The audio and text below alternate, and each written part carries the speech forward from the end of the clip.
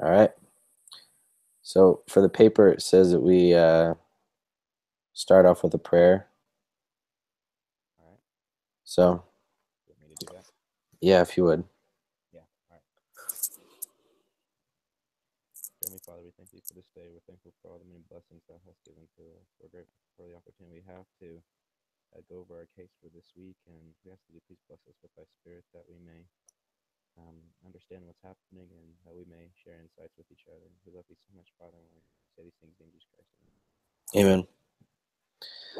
So then the next thing it talks about is we need to share just like a spiritual message, 5 minutes or whatever. Um, I'll share something from my scripture study recently. Um,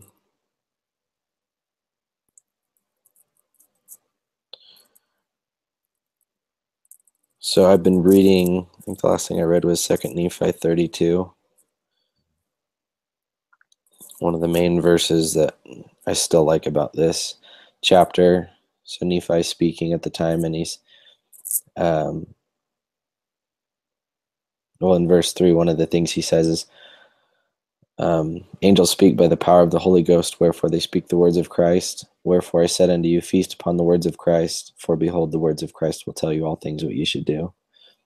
And the reason I think that stood out to me was just because uh, so many times we have questions that come up and like directions, like where we should go, what we should do. And I know I get caught up a lot of times in like what would be the best decision, or what would be like what would reach me like with optimal results. And my least favorite answer though is like when Heavenly Father says you can choose either one, or like any of the choices is good, because I've gotten that before too. So I think I should probably appreciate that more, that answer, because it means that he trusts me. But then I always want to kind of be directed. So even though it may feel like I'm not getting as much direction, I'm still getting the same direction. It's just him indicating that he trusts me when he says it's up to you. That's good. Yeah, I've run into a couple situations like that this year for sure. Really? Yeah. Well, you moved to Provo, so That was one of them. I felt like there's things like I felt like I had to, but yeah, there's been a lot of stuff that's been going on with it. But it's worked out so hmm far. So Yeah. Did you find work up there, or down there, I yeah, should I say? work at a Marriott hotel now. Oh, nice, dude. So yeah, it's not too bad. hmm They have me working some nights and whatnot, which gets me really tired. That's kind of a bummer. But Did they have you? Oh, what was I gonna say? Oh, wait. So you're doing that, and then you're online, all these online classes. hmm Gotcha. How many are you taking? well, I was taking this one, and then I have accounting too. Oh. And I was taking the macro for econ, hmm but with work, it's like he required so much. That's just like a cancer, and I Yeah. don't have like a social life at the same time. Yeah. Macro and micro. I took those the last 2 semesters, and it was. Yeah, I mean, you remember it was hard. yeah, man. I would say, but Yeah. yeah. So if I come back to Rexburg, I'm not sure just yet what's gonna happen within the next couple of months with me, but we'll hmm see. So, oh, are you saying like if things get serious with your lady friend now? Yeah, Well, cool, dude. That's exciting. we'll see. Like she um was gonna go on a mission, Uh but huh. said past week that she's not going anymore. So we'll see Dang, what happens there. that's crazy. I hope things work out. I'm sure they will. Yeah. Do I have to share a spiritual thought too? Um, if you want, just like a little blip or something. Okay. Just say it's been on my mind lately with it all. hmm Um, yeah, just kind of along the lines when you're just saying like sometimes the Lord lets you decide and whatnot. hmm Uh, well, along with that, sometimes we will get a prompting to discreetly do something and hmm whatnot.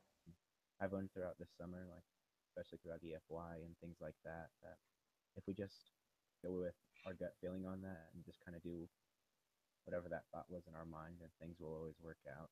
Mm-hmm. So I guess it's just trusting in the Lord. Like He's not going to let us go astray, especially with the important things in our life. Mm-hmm. I've seen it time and time again, and yeah, I know if we just follow those spiritual promptings, like everything's going to work out, no matter what it is. So that's basically just what. Yeah, I kind of had to carry that thought with me. The past 2 days have been just really crazy because this semester I'm a coordinator over service activities. Oh yeah. So it's like it's more than I thought, but I don't know. It's more difficult than I thought with what tasks I have to complete. Like I knew it would be hard, but I didn't know it would be hard in this sense. Yeah. But then assistant managing here and then classes. Oh, and Kensington has me doing part-time maintenance while we look for a new maintenance guy. Really? Yeah, so then it's like I'm like it feels like I'm being like stretched so thin and like yesterday I was so frustrated. This one kid, I think he applied for the job and he hadn't gotten a call back and so he was kind of upset, I think. So when I went in to go help him with their sink or their faucet and replacing the handle, the screw was stripped inside and I couldn't get it to detach and it wouldn't let me pull through for some reason. And so like he kept like trying to jump in and like I think it was like he was like trying to prove himself or something, but he was also frustrated because he thought that I took his job. So it was just uncomfortable the whole time. And I was like, I got so frustrated on the inside. And then, but I'm trying to remember what you said that made me think of that though. But I don't know. Anyways, maybe it was just the fact that it's just kind of trusting in Heavenly Father, and I felt like I could take on these responsibilities, and it's like I'm doing it. I just need to have faith that things will work out, just like how I felt like they would, and I shouldn't get frustrated and when things aren't going as easy as I thought. Yeah. Yeah, So, we've all been there for sure. yeah. All right, here. So we'll go to some of the questions. I'll go over the first one. So it says, what grade would you give the founders of Rent the Runway for their work in starting Rent the Runway? What specifically did you see as most effective? Where did the founders stumble? What should they have done differently? And does the order in which they took specific actions matter? Overall, after reading the case, it blows my mind that someone would spend $1,500 on a dress that they don't like the woman said. She said her sister would buy these dresses and then wouldn't ever wear them again, and she would just get caught up with buying the next dress and would spend $1,500 when that's what she made $55,000 a year. That's a big chunk of cash for only making $55,000 a year. Yeah. So I mean, that just blows my mind that someone would be willing to do that. In my little paragraph, let's see, I had it written out. I'll pull it up. Um, Overall, I think their whole business idea, like her thinking, well, I can sell and rent dresses for way cheaper, to people so that more people can afford it and still like um well, I guess their closet wouldn't build up as much, but they can rent more dresses, they can have more dresses without spending as much money. So overall, I thought that was a super smart idea. Um, let's see what else I said about it. So my concern with the company came in where they had the idea of making it more like an elite group, because the whole idea is not to allow people who aren't the elite group to be able to participate and to be able to be like feel that excitement about dresses, which I mean, of course I don't get that as much and or understand it as much, but they can still like participate because they want to be able to get more people. So the idea of having it like as an elite group or word of mouth I think that's why they struggled so hard in building funds in the beginning, because they're like, for the first little while, their only goal was to like break even. They were just trying to break even, and it's like, you don't want to just break even. You want to succeed. You want to be in the green. You want to be in the go. But I think if they would have gotten away from that and marketed to more groups of people, they would have been more successful. Yeah. What are your thoughts? So with that, yeah, around the same process as you were going there. Mm-hmm. So reading through it and whatnot, it seemed like they were doing really well, like when they first started up, because Mm-hmm. like you said, they wanted to break even. But with how many people they said they got like, I'm trying to remember how many people it was, like 150,000 or something like that, Mm-hmm. something crazy. And yeah, 150,000 members when they first started. So the way they were going, I think they definitely could have broke even. The concern that I read in there was that they didn't know whether to go ahead and add more accessories along with the dresses, um, or to just basically just keep stocking it for inventory, all the dresses and whatnot. I would get them. They needed a place to put them and things like that. But Mm-hmm. I'd say a concern there was more like they didn't have a lot of people running this thing, especially with that many clients, I guess you can say. So of course that's going to stress them out. They're talking a lot about the stress, and I'm like, okay, well, yeah, there's only like a couple of you with all these people. Like, what are you planning on doing? But along with that, yeah, I think if they just went ahead and went with the accessories and things like that, just went ahead and got the extra step along, not just for this one certain group of women, but just for all ages, then yeah, they probably could have made some profit instead of their goal of breaking even as well. Overall, I think they did a pretty good job with the business, just starting up and whatnot. It's a pretty good idea because, like I said, like a lot of women really appreciated it, and that's why they got so much funds from it and clients. But um, yeah, I think they kind of just went that extra step and maybe even got more people along with them. Just hired some people for some cheap wages, then they probably could have made a lot more money, and it would have been a lot easier as well. But I Yeah. don't know. That's just what I was thinking on it when I was reading it. Yeah, I agree. So, were you saying like where the founders stumbled, it was in the accessories then? Yeah, I would say that as well because they just kind of had got one certain product type, like in general, but they were talking about the thing. They thought if they added more to it, like for pregnant women or women over 55 or even just teenagers, then they probably could have done a lot better since that was kind of the demand there. Hmm. But, yeah. No, I think that's a good point. That's one thing that I'm writing up right now, just because it's something I totally missed, or not totally missed, but just didn't even consider. Yeah. So, but okay, where are we at now? And then for question two, I had a harder time laying out their exact business model, so I was curious to see where you were at, or what stood out to you as, or what do you consider as their business model? Okay, let me go ahead and write down or write see what I wrote down about it. Um,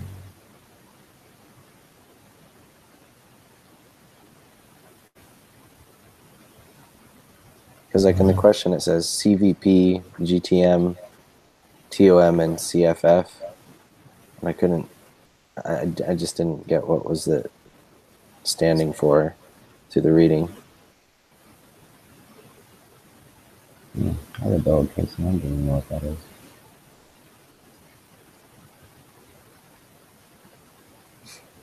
Okay. Oh,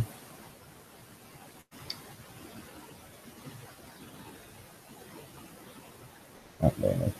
Okay, so I wrote down that.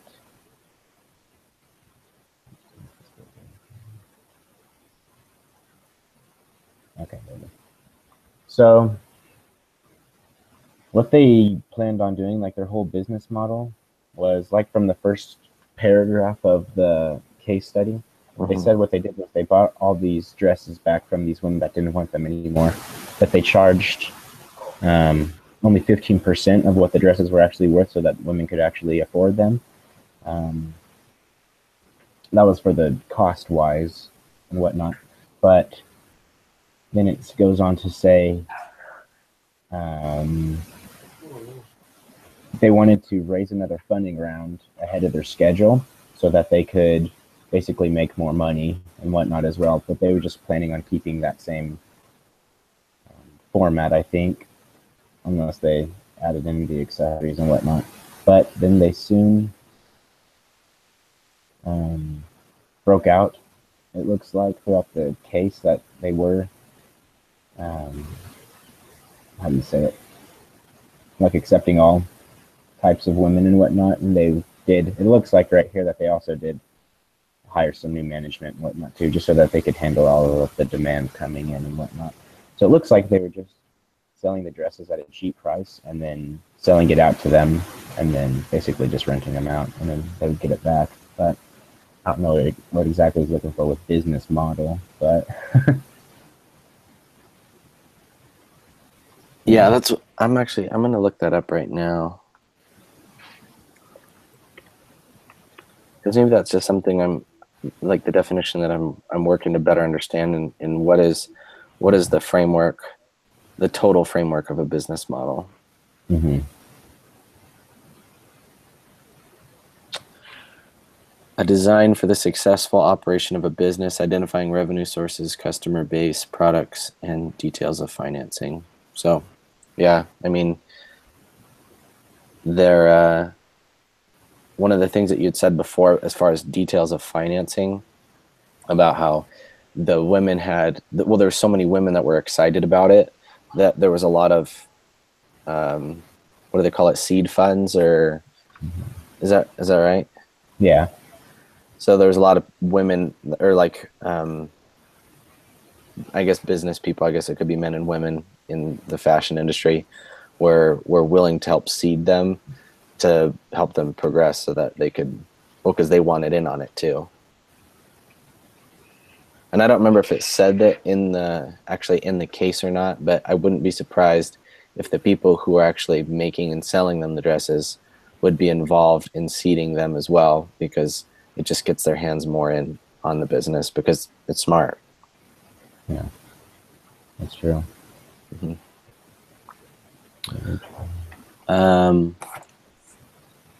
What does it mean to validate a business model? I would say, as far as having a business model that's been validated, I would say that answers the question in what we were just discussing, how other people who had money were willing to help fund them. Mm-hmm. Because and what was their base client like attraction that they had in the beginning? Basically, I think just the dresses. Well, didn't they have like a client base already that had like started? Oh, the ones at first? Yeah. So all that I saw was that they ended up with the 150,000 members. That's all I've read. Mm-hmm. So I think that's a great start for being validated, mm-hmm. for them to have so many people who are considered members, mm-hmm. starting off. Other people had faith in the business and were excited about it and wanted to be members of this. I guess that's a good aspect of the elite group that they had started, or word of mouth. Yeah.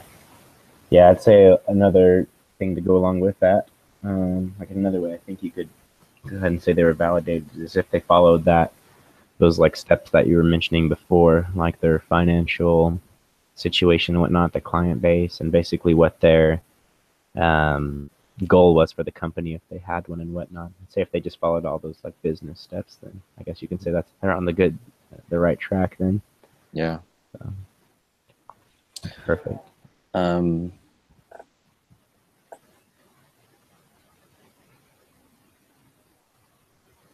Going through the questions, how many times does a dress need to be worn in order to break even? I think it was were they renting at about $31 a dress or something near that? Something like that. Let me see. I think at the bottom it'll have a chart on page.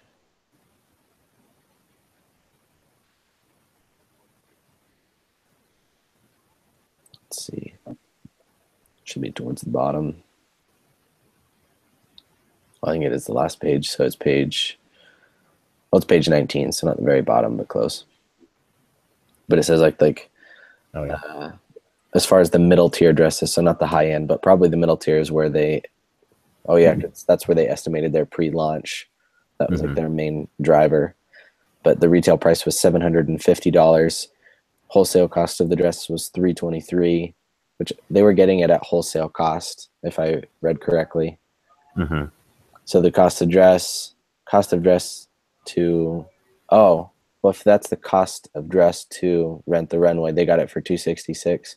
Maybe they got that price lower because they bought them in bulk. Mm-hmm. I like to think so. So, and then their revenue per rental was $90. Variable cost per rental was about $31. So we would just divide 226 by 31. Mm-hmm. So just over 7 times Yeah. that it would take in order for them to turn a profit. But my question is, what's the revenue per rental? If that's probably like the money that they actually get, but they probably have some other like things to pay for, you know? Oh, yeah. So like, So probably like whatever building they were in, probably like utilities there or something like that. Just probably the office stuff. But unless that's SWIP, maybe it's the variable cost per rental is $31 because they have to dry clean the dress, shipping, credit card processing. Yeah. I was gonna say, because I'm sure there's definitely more that goes into it than just that. But Yeah, so it would be closer then to, let's see.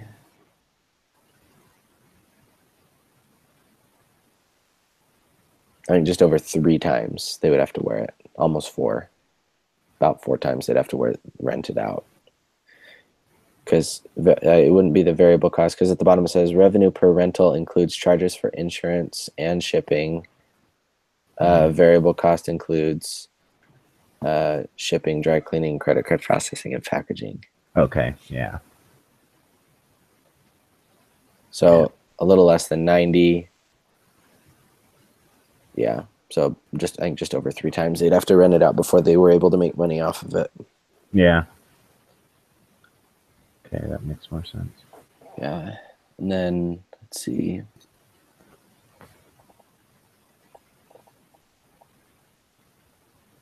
The next question I'm trying to figure out how to answer. How many times has an average dress been rented during the first 2 months of operation? And then what does that imply about the viability of the business? Okay. Let me take a look at the paper again.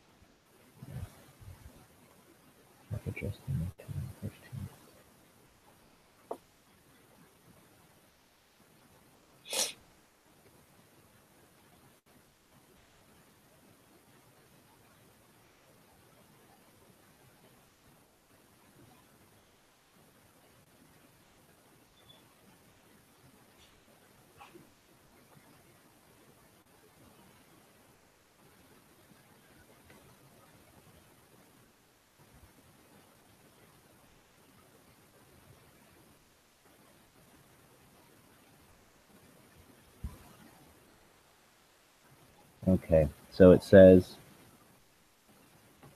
Did you find in it on December page 12? the waiting list. Yeah, it should be on page 9. 9. Mm-hmm. Okay. It says in December the waiting list reached 50,000, but by mid-January, as dress inventory grew to 1,000 units and holiday demand subsided, the team had reduced the list to 5,000 names and a 1-week wait. By then, RTR had received 2,000 orders and had registered more than 150,000 members. Although the site had only been live for just 2 months, already 12.5% of customers had ordered more than once. On average, during the period, 60% of RTR's dress inventory was out for rental.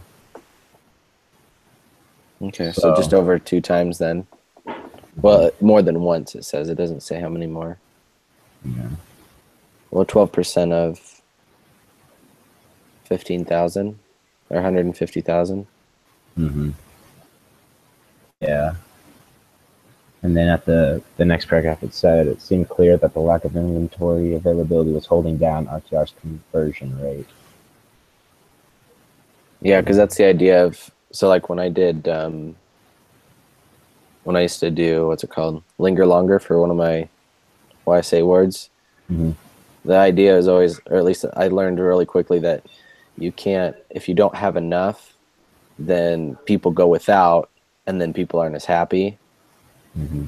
So you can't make just below, and you can't make too much, because then you spent too much. True. And then you're overspending. So like the ideal situation was with when we had just over enough, when we had just a little bit of leftovers. Mm-hmm. But you always wanted to have leftovers. True. So in this case, it seems like they weren't reaching as far as they could have. Yeah. Yeah. Definitely a little more inventory to that then. Mm-hmm. Perfect. And then it says to vote, should RTR seek to scale quickly now or address operational efficiencies?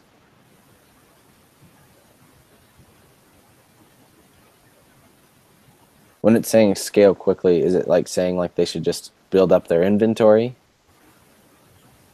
If it is, then that's what I think they should do. Yeah, because another option would be address operational efficiencies, which I think that's talking about what's it called? Employees, managers, efficiency as far as, I guess that could even go into shipping, Yeah. improving. I think I would say for them to scale quickly now, Mm-hmm. to build in their inventory. That's if that was true. still their main issue, was just keeping up with, because like a 2-week wait, Mm-hmm. that's kind of a long time. I feel like they could have done better with that. Yeah, they definitely could. So I would say, definitely build up some profit first so that you can actually afford some of the people. But yeah, in order to do that, you have to be making some money and have to be paying like managers and shipping people and things like that. So yeah, I'd say definitely build up the inventory so that they can actually do something with the business as well, or do more with it at least. Yeah, because there's so much of it is about turnover. Mm-hmm. If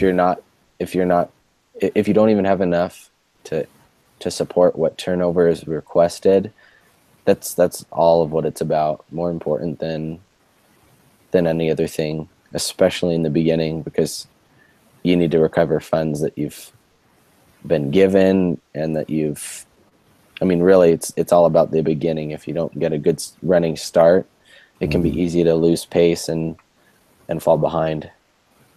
So Yeah. plus, I think in the questions, I think that's the right decision anyways, because in the questions, the last thing it says is, for those who favor improving operational efficiency, make a strong case to convince those who disagree that you have the right direction of persuading the group for scale quickly.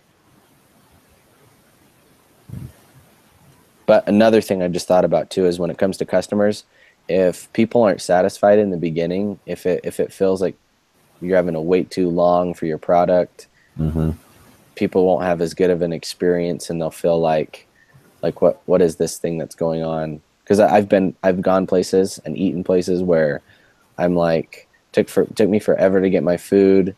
The service wasn't that great of quality, and I mean the food was really good, but I didn't really feel like going back just because I didn't feel like as the customer I was supported like I should have been. Which I mean, like, sounds kind of lame, but like mentally, like I don't feel like the as great a desire to go there again. Yeah, no, for sure. Even last night when I was at the hotel, we had some people come in, and I recommended a restaurant to them and whatnot. And they said that the food was like super good and whatnot, but come closing time, they like kicked them out and stuff. And then Oh, really? I'm Dang. really happy at that. And I'm just like, okay. Yeah. I guess that kind of describes what you're talking about there too.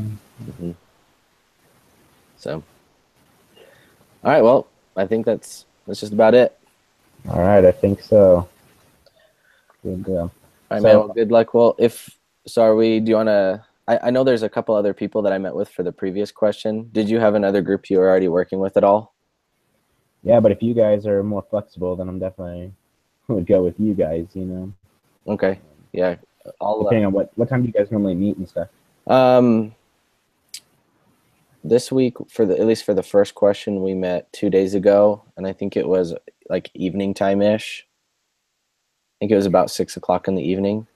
Okay, because I talked to the professor, and it seemed like the way he made it seem like I could probably jump groups around too, depending on what my schedule's like, since it's so up in the air, you know. Yeah, I think the biggest thing is just being able to meet. So yeah, let me text them and see when we can meet for the next time, because I think it'd be good to prep now for next week. Okay. And then I'll get back with you. Yeah, sounds good, man. Are you gonna post this one? Yeah. Okay, sounds good. When I was going through mine, or I'll just send you the link so that you can put it into if you want. Okay. So I'll just email you the link. Sounds good, man. Yeah, I was gonna say, once you post it to the what's it called? Just the normal one, not the post one, but just the normal one. Just add my name to it. That's what the directions I think said. Oh, okay. Yep. Yeah. We'll do that then. Sounds good, man. All right, yeah, let me know what your group does and whatnot. Okay, we'll do, brother. All right, dude. It's good seeing you. I'll talk to you later. All right, talk to you later. Bye.